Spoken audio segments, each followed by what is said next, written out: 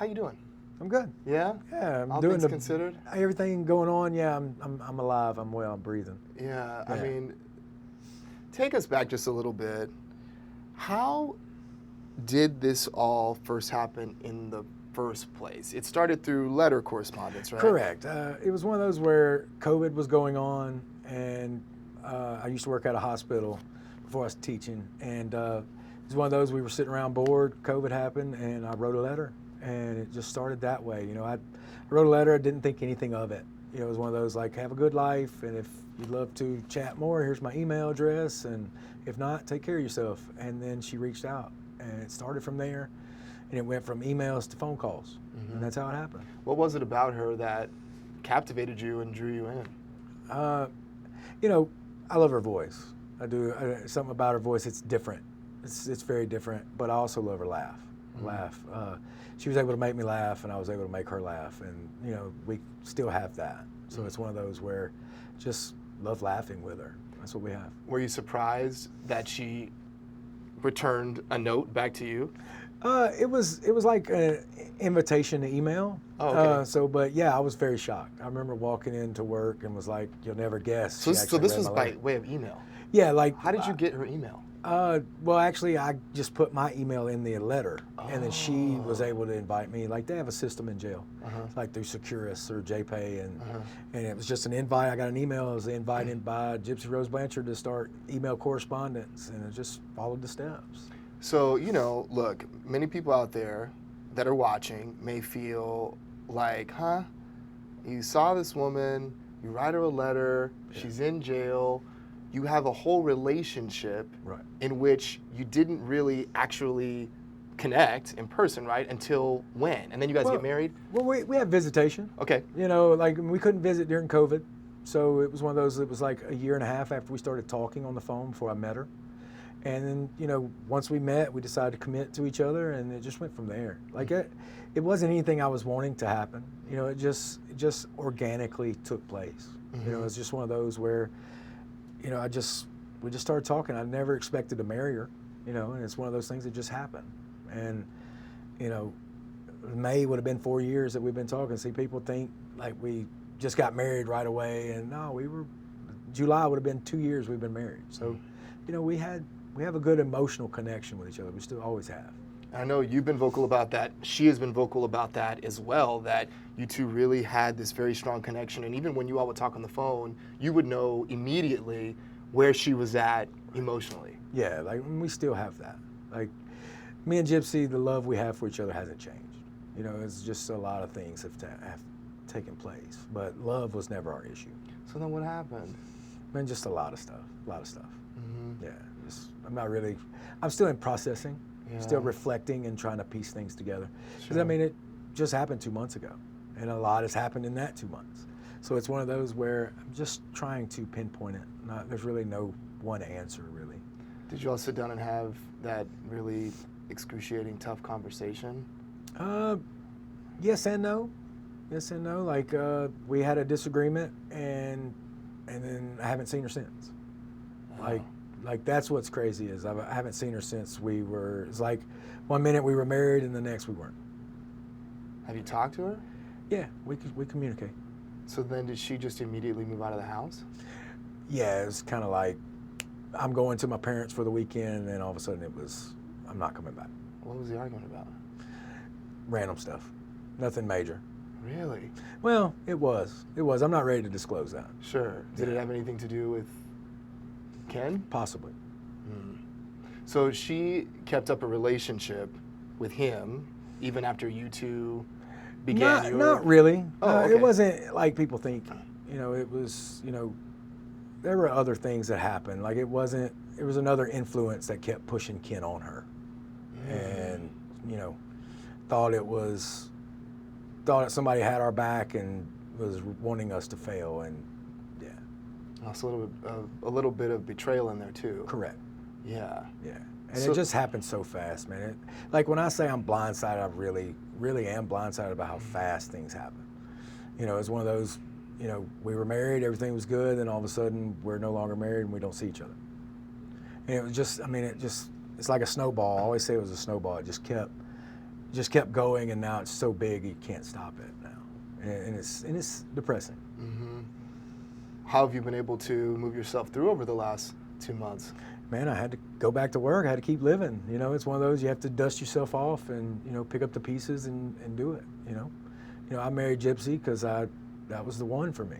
Like that was who I wanted to be with the rest of my life, and and she wanted that, and and as a prisoner, she has to set all that up.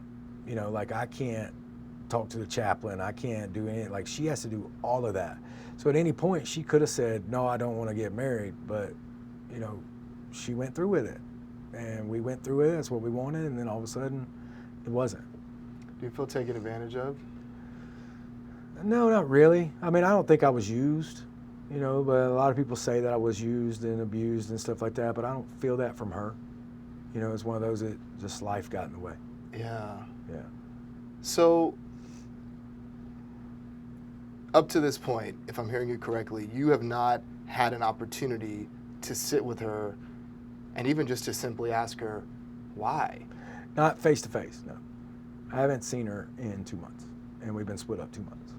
So it's one of those where it happened very fast, and it's a lot to process, man. It's like I'm still in like shell shock mode. I'm still in reflection mode. I'm still in.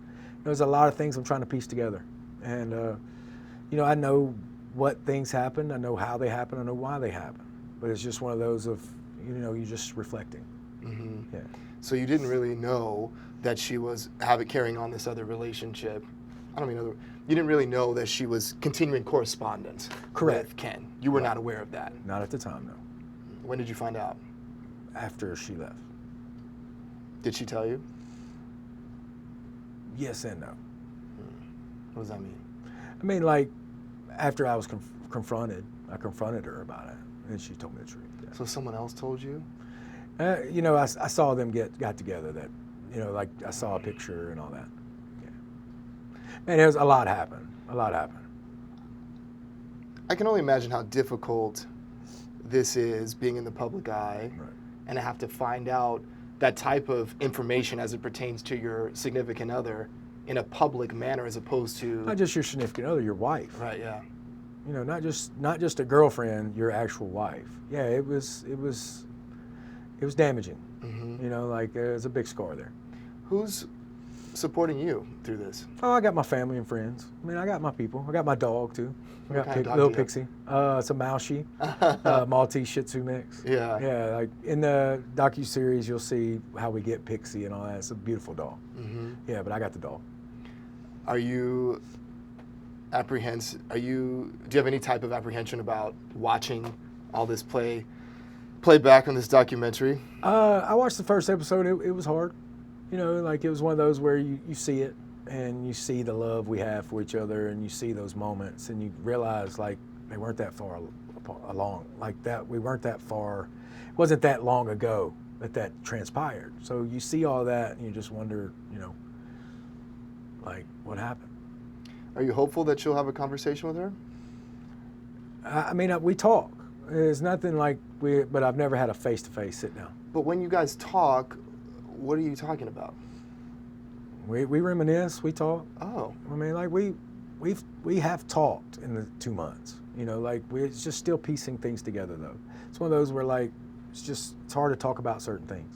Mm-hmm. That's happened, and it's just hard. Mm-hmm. Like, and plus we're in the process of a divorce, so it's one of those where that happened really quick too. I mean, when I tell you, it just snowballed so fast, and I think it was out of her control as well. What do you mean out of her control? It was her decision. Yeah, it was. It was. But I mean, there's other things at play. Mm-hmm. One of her friends has alleged that you got into Gypsy's face and you screamed at her.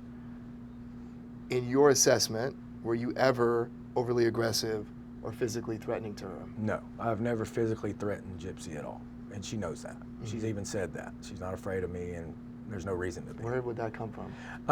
I'm sure it was during our disagreement.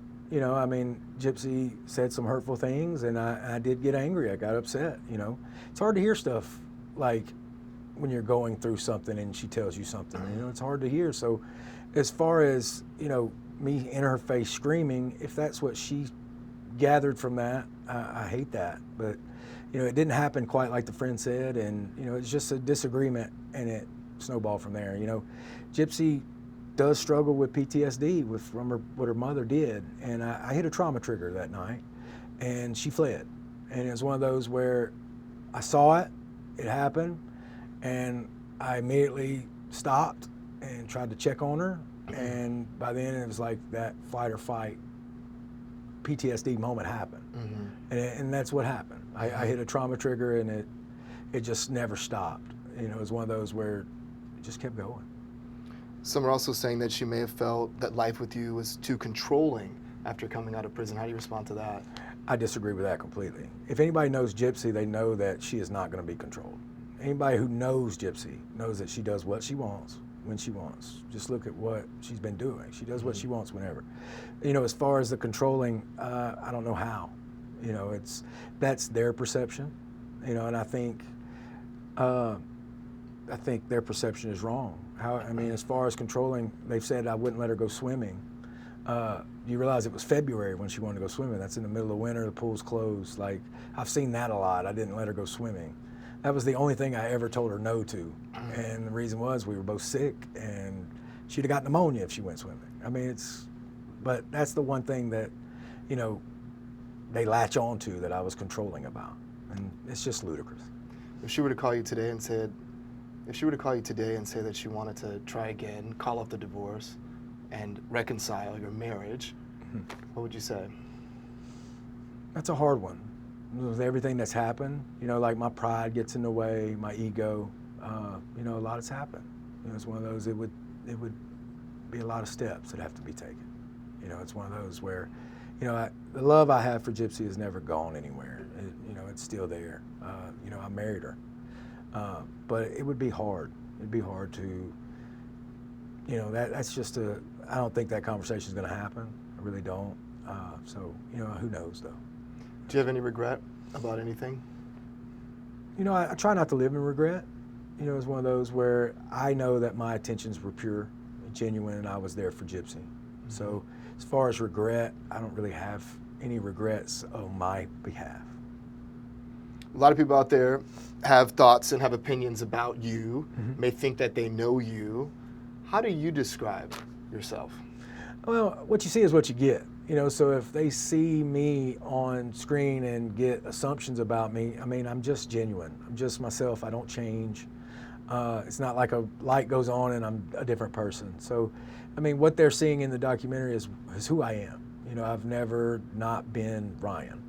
So, yeah. So, I mean, people are going to make all kind of judgments and assumptions, and you know, it's hard to hear that. You know, because I'm just a normal guy, you know, just fell in love with Gypsy Rose Blanchard. Just is what it was. Thank you. Thank you, sir. Thank you. And thanks.